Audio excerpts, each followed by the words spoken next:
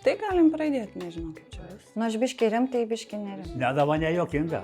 Dabar aš turiu labai esminį. Čia katilinė tai labai gerai, bet apie 4 milijonus, kurie buvo pramušti. Mano. Galima buvo ir geriau. O kaip mano plaukai, aš tai nematau savęs. 1-1. Bet iš tikrųjų tos lampos tai kaitina gerai. Tai aš neįstriušiu nieką, aš galvoju, kaip paklausti ir jis pasakyti. Nu, daugiau aš tikrai nežinau, apie ką kalbėti. Blogai. Nebegaliu pakartoti nieko.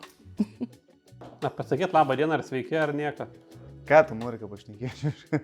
Atėjo žmogus nefilmuoti ir mobbingą iš karto papuolė. O galės iš naujo perfilmuoti, jeigu blogai? Manęs niekas neklausinės, ar ne? Kiek dublių? A ne?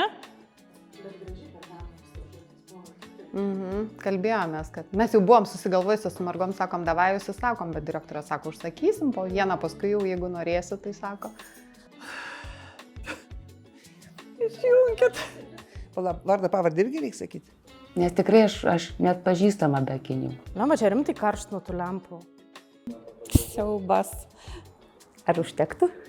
Prieš kameras, žinai, čia reikia drąsos biški.